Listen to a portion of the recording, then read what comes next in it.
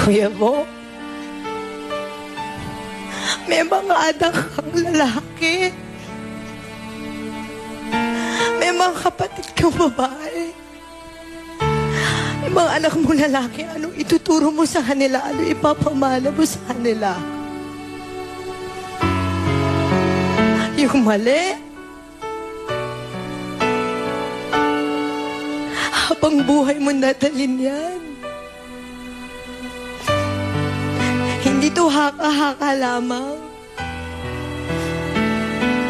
Hindi ko itataya.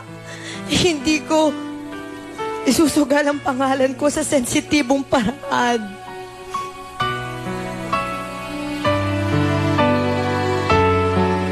Kuya Bong, mag-isip ka. Mag-unawa. Pasensya na po, ganito po talaga ugali ko. Bago po ang lahat, gusto ko munang itong pagkakataon na to para po magpasalamat.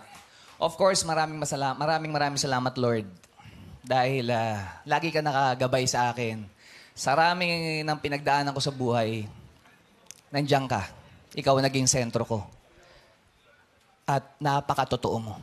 Kaya maraming salamat. And of course, maraming salamat po sa RTC Taguig Branch 153, kay Judge Ben at sa lahat po ng staff ng court sa ibinigay niyo pong justice sa akin na matagal ko na pong pinagdadasal. Salamat po naman.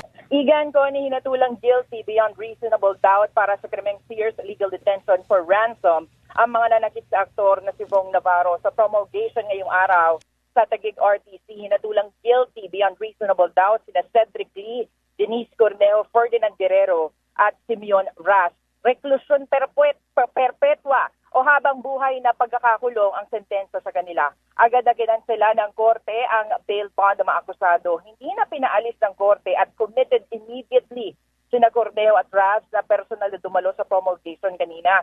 Habang naglabas naman ng warrant of arrest ang korte para kay Lee at Guerrero na hindi nagpakita sa korte. Iniutos rin ng korte na magbayad ng danyos na aabot sa 300,000 pesos ang mga nahatulan kay Navarro. Hindi dumalo si Navarro sa promulgation kanina, pero sabi ng kanyang abogado na si Attorney Alma Malyonga, ipinagpapasalamat ni Navarro na nakamit niya ang hustisya.